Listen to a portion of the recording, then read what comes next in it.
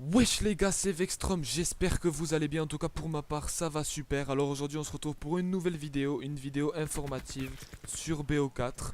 Avant de vous parler de toutes les informations, je vais d'abord vous présenter le gameplay. Alors c'est un gameplay sur le mode de jeu Dernier Rempart. Un gameplay assez basique, c'est juste pour vous montrer qu'est-ce que ce mode de jeu Dernier Rempart. On va en parler plus tard dans la vidéo. Donc là je vais commencer par la mise à jour du 13 novembre. Alors qu'est-ce qui s'est passé le 13 novembre? C'est la sortie de la map Nuketown. Alors c'est la map que tout le monde attend, c'est la map phare de BO1, BO2, de BO3. Elle y est sur BO4. Donc tout le monde peut y jouer en multijoueur, en MME, en domination, etc. On a eu même le droit à un Nuketown H24 en hardcore, ça c'était super. Mais le problème c'est qu'on peut pas jouer Nuketown en partie personnalisée. Alors c'est dommage parce que moi pour ma part quand j'étais sur BO2, tous les petits règlements de compte au sniper, ça se réglait sur Nuketown. Là, on pourra pas le faire. Mais je pense que dans la prochaine mise à jour, je pense qu'ils vont l'ajouter en partie personnalisée parce que c'est dommage, c'est nul quoi. Après, alors en hardcore, les SMG elles one shot à proximité. Donc ça, c'est plutôt pas mal. Ça change pas trop le gameplay pour ma part. J'ai essayé, c'est pas. Ça change pas le gameplay. Les armures, elles ont été réduites en hardcore pour que toutes les armes tuent en deux coups, donc sauf les fusils à pompe et les fusils de précision bien sûr. Après, pour finir avec tout ça, en MME, en EC, ils autorisent deux spécialistes dans la même équipe. C'est-à-dire que si quelqu'un choisit Recon, toi aussi tu peux choisir Recon, avoir deux spécialistes, ça c'est super, ça change pas ça change pas le style de jeu, etc. C'est un bon ajout. Alors le mode de jeu Dernier Rempart qui a fait son grand retour sur BO4, ce mode de jeu qui était plutôt bien apprécié par la communauté. Enfin, c'était bof bof, on va dire. Alors, pour ceux qui ne savent pas, le Dernier Rempart, qu'est-ce que c'est? C'est deux équipes qui alternent l'escorte d'un robot non combattant qui se déplace dans le territoire ennemi. Il faut livrer le robot à l'objectif pour gagner. C'est tout simplement ça.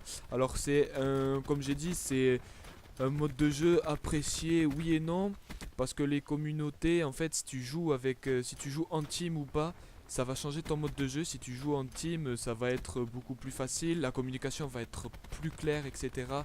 Ça va être mieux, tandis que si tu joues pas en team, que tu joues solo à ce mode de jeu et que tu tombes avec des alliés, c'est des gros plots, tu te fais spawn trap toute la partie. S'il y a une team en face, c'est mort, tu t'amuses pas.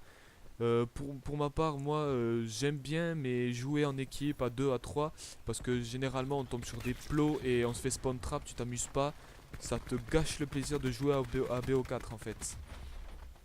Donc après, il y a eu une nouvelle mise à jour qui s'appelle Oiseau de nuit. Donc pour ceux qui savent pas, c'est les cartes Seaside et Faring Range qui sont maintenant disponibles en version nuit. Donc Seaside avec ses ruelles étroites et ses bâtiments élevés nous donne la possibilité en fait de prendre nos ennemis par surprise parce qu'on n'y voit vraiment rien. Et dans Firing Range en fait ça va être plutôt des combats rapprochés où il faudra se servir de la NVIR en fait. Pour ceux qui savent pas qu'est-ce que la NVIR en fait ça repère les ennemis en détectant leur signature thermique, donc c'est une lunette bibande pour ceux qui sont sur BO2. Moi je trouve que pour y avoir joué c'est pas mal en fait le fait d'alterner le mode nuit et le mode jour, moi ça me gêne pas en fait, je trouve ça plutôt pas mal. Après, donc il y a eu la mise à jour du 3 décembre. Alors pour tout ce qui est Blackout en fait, euh, les, les personnages, donc Manson Mendes et Rain of Woods sont débloqués dans le menu des personnages maintenant. Ils ont rajouté les killcams et ils ont en fait fait diverses corrections de stabilité pour pas que le jeu crache, pour pas que ça freeze, etc. Pour pas que tu te fasses virer en fait, parce que c'était vraiment chiant, tu te faisais virer, je pense à peu près tout le temps pour ma part. Après pour l'équilibrage, l'armure, ils ont patché l'armure de niveau 3, donc elle sera moins forte, tu mettras moins de balles à celui qui a une armure de niveau 3, donc l'armure de niveau 2 a été également ajustée de façon un peu mineure on va dire. Je pense que moi j'y joue pas trop à Blackout pour être franc. Pour avoir eu en fait un pote au téléphone qui joue vachement à Blackout, l'armure de niveau 3 était trop cheatée. Tandis que là maintenant elle devient comme l'armure de niveau 2 un peu plus forte. Donc je pense que d'après ce qu'il m'a dit, lui ça le gêne pas, c'est un bon patch de la part de Treyarch. Après donc du coup l'armure de niveau 2 elle est descendue, il m'a dit que bon ça c'était pas très très grave. Après pour tout ce qui est du multijoueur, moi je pense parce que d'après le live de Neymar a laissé un petit tease sur la map Hijacked en fait. Donc Hijacked qui va être ajouté dans le Blackout. Et il a laissé un petit tease où peut-être que je pense que Hijacked sera mis dans le multijoueur. Alors de façon payante ou pas sur un DLC, je sais pas. Après, moi pour ma part, ça, j'adore ça. Moi j'aimerais bien que Treyarch fasse un DLC où ça regroupe certaines maps de BO2 dans un premier DLC et certaines maps de BO1 dans un certain DLC. Moi pour ma part ça serait super. Moi ce serait quelque chose de très bien. Après pour tout ce qui est du multijoueur, donc les améliorations pour la stabilité. Donc en mode multi. C'est-à-dire que tu bugs moins, tu freezes moins et tu te fais pas virer du salon comme avant. Moi je me faisais beaucoup virer du salon pour rien, je sais pas pourquoi je me faisais virer du salon. Après, ils ont rajouté des spawns en HP, donc en point stratégique. Ils ont rajouté l'Hellstorm et le colis stratégique. Il y a une mise à jour sur l'ATH et l'identité des joueurs en fait. Je trouve ça plutôt pas mal. Ça a été, on va dire, ouais, on va dire que ça a été un bon patch de la part de Treyarch. Maintenant, je vais revenir un peu plus sur Hijacked. Parce que comme vous savez, Neymar, je me répète, hein, mais comme vous savez, Neymar a fait un live en collaboration avec Treyarch. Donc sur Blackout, Hijacked va revenir, c'est sûr et certain. Mais il a laissé teaser, on va dire, Neymar a laissé teaser quelque chose qui pour ma part en fait, Hijacked va venir sur le multijoueur incessamment sous peu en fait. Pour moi, Hijacked ça a été une très bonne map sur BO2.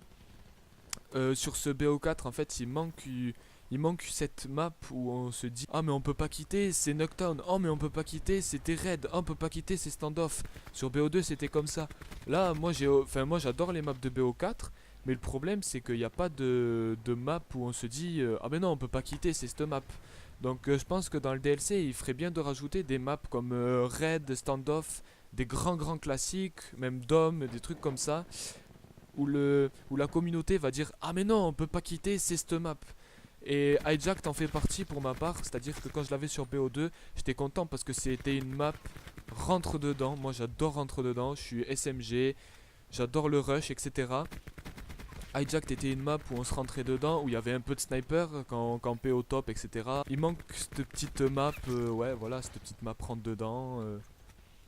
Après je pense que le DLC ils vont pas tarder à arriver. Ainsi que le mode League. Alors le mode League d'après des informations, donc il me semble que le mode League va arriver après la CWL, donc le Code World League. Moi je pense que ça va être, moi j'attends avec impatience ce mode de jeu en fait. Le mode League ça a été un mode de jeu que j'ai adoré. Donc ça sera tout pour cette vidéo. On se retrouve pour une prochaine vidéo. N'hésite pas à lâcher le petit pouce bleu. N'hésite pas à t'abonner et à activer la cloche pour savoir quand est-ce que je sors des nouvelles vidéos. C'était Vextrom. À la fois prochaine. Ciao!